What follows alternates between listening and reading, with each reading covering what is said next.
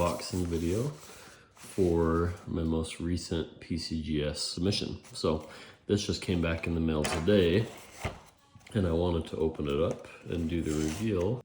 I did a show grade as well and got 2 of those back already. I believe this is 15. So here's the little submission form. So first one is a 1946. All these are raw. I picked this one up. This one had some really nice luster, and I love the color too, so I chose to get this one graded. My guess is probably MS66. Hoping for MS67, but as they always say, pick the grade that you think it is for Washington quarters, and then it's usually 1 grade less. Questionable color. That's such a nice surface though, and I do not think that is artificially toned, but at least they slabbed it. But yeah, first one, sorry, let me hide this. Okay, the next one is a 1948S Washington quarter. This one I like mainly because of the original luster. It's got a little bit of blue toning on the top left-hand corner. Put it up close so you can see it. Yeah, this one is a super nice surface. Preservation on this coin is spot on. There are a couple chatter marks here on the fields in front of the face. This one I'd probably guess MS63, MS64. Let's see what it is. MS64, nice. Not a super expensive coin, and really nice originality and some fun toning. The 1937D, it's a smaller mint mark. You get into these 1930 Washington quarters and the prices go way up because the survivability is less. You don't really see these in higher grades, especially in mint state. This one unfortunately got an AU58. I was shooting for an MS63, MS64, which would have probably made that a $500–600 coin. Still a great coin, but it looks like they're probably seeing some light friction on that one. But it looks like a really nice coin, but maybe a little bit shiny on the hair, so maybe that's what they're seeing, is maybe a little friction there, a little bit of rub. This one has got some nice toning as well. Sorry, let's try to get this in the light. So this is a 1949, looks like a Philadelphia.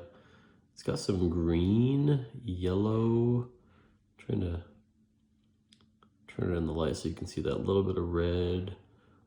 I don't know if I'd go and say this is a rainbow tone coin, but it's pretty close. I would say MS65 or MS66, but because of that grading thing with Washington quarters, I'd probably say 65. Oh, and it is. MS65, really nice luster, really nice originality, and it appears to be toned from an album, maybe sitting in maybe a Whitman album folder or a Dansko album before they became pH neutral, and just got a little bit of air and exposure to some sulfur that gave it some really nice, pretty toning. So great coin. You can see the back. The back is really nice, a little crusty on the top, a little bit of terminal colors, but really nice coin. This one is fun. This is the only 50-cent piece I submitted with this order. I've actually got a really fun order coming in on the next round that I want to open up. We're going to get here in January though. But this 50-cent piece is really nice. I would call it unk. On the back I can tell at least it didn't get a artificial toning. It looks like it is a genuine graded coin. Hopefully got a number. This is a tab toned 1964 90% Kennedy half dollar, so 90% silver. I really like this one because it's got some purples, really deep, almost terminal colors, but in the light it really looks really good. So you got some reds, purples, greens. This one is definitely a true rainbow, and you could probably call it a monster on the front. A little bit of a fingerprint here. Oh man, AU58. Honestly, I think that it looks, you know, now that I'm looking at it, I do see a little bit of wear, a little bit of rub on the high point of his hair. kind of where his hair parts on the bottom. There's a certain number, you can look it up on the True Views on PCGS website, but I was hoping for an unk on that, but still really nice. AU58 is definitely a nice collector grade, but I didn't really buy it for the grade. I bought it because of that color is just incredible, and you don't see color like that too often. And it does look like it was in a tab tone folder for a long time, could have been decades, but nice coin. Really. Next one is also a Washington quarter.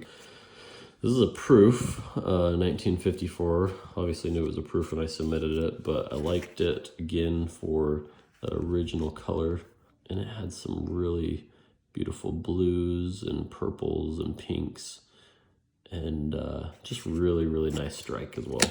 So this is just a 1954, not a super hard date, but again, I like the color, I like the originality.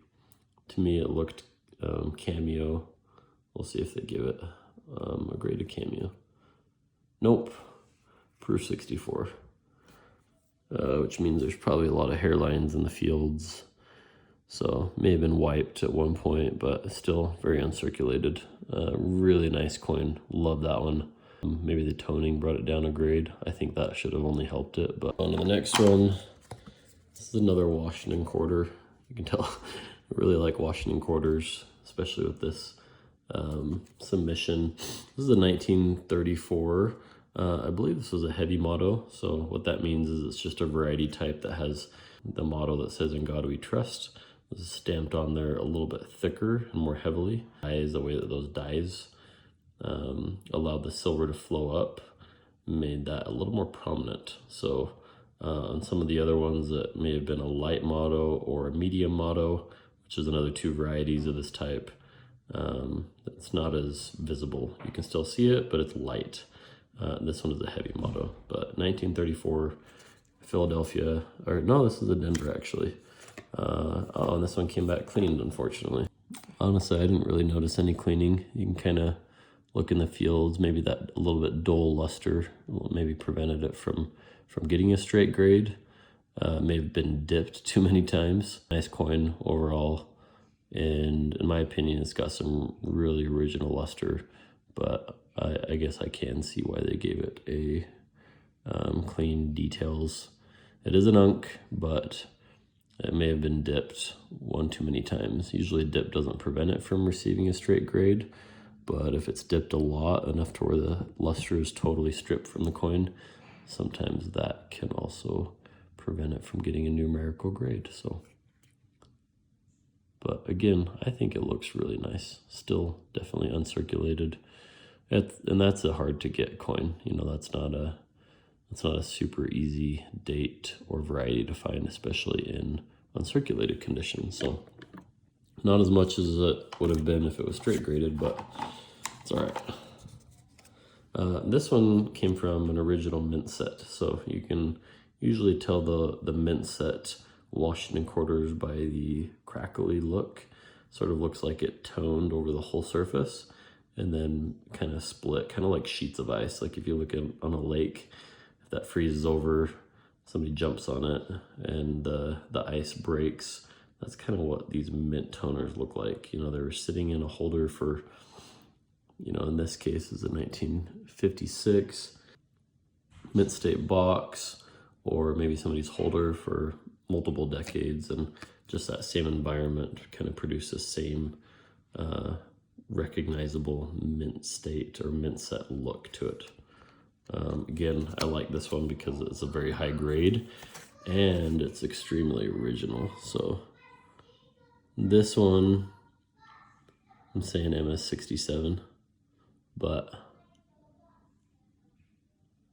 I don't think it would go 68. That would probably put this coin into the $2,000 or $3,000 range, which is rare, but yep, MS67. It's a nice Washington quarter. If you look up close, this one's got some reds, some greens, some blues. It's kind of hard to see in the light, but it's a really, really nice toned obverse quarter. You've got some toning on the back, but it's very original, very beautiful coin. All right, let's look at the next one. We have a 1949 Philadelphia. So this 1949, again, love the toning, love the originality. Luster's there, great coin. You have a lot of color, especially on that rim. You've got blue, purple, yellow, a little bit of green under the eagle's wing. But that is a gorgeous coin, gorgeous Washington quarter. I don't think this one came out of a mint set. Most likely it just either sat in an envelope or somebody's book. But my guess on this one would be MS 63, maybe 64 at the highest. Oh, 65. I did see a lot of chatter on the cheek, which is a focal point, so I thought it would be a little bit less, but maybe they like that color a lot. But MS65, great. Great coin though, really awesome, really beautiful. 1937, looks like S. So 1937 S, really great condition. Love the coin, love the originality. I don't think it's ever been cleaned, but maybe dipped, because it is very blast white. MS62, not a bad grade for the year. I was gonna guess MS63, but maybe the fields have not enough. I mean, the whole coin looks really gorgeous, but maybe it doesn't have enough luster for their liking. But I would say it's a solid 6.3, to be honest.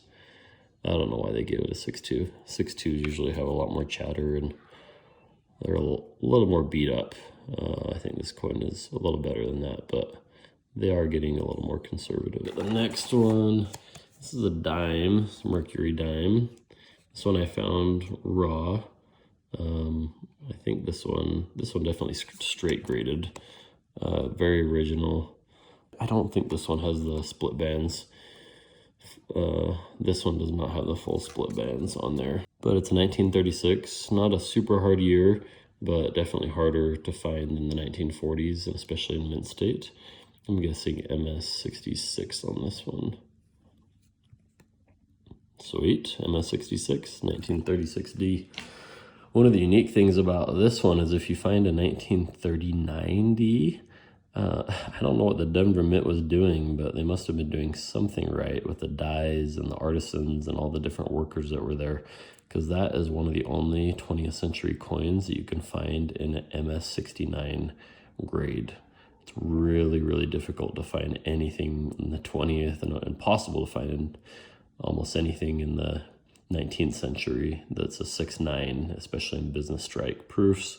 Not so much, but I believe the only other business strike coin in the whole US Mint series to achieve a 6.9 grade was an 1881 S Morgan silver dollar, and then the 1939 D Mercury dime, and they all have split bands. The ones that have 6.9 grade, and so kind of fun.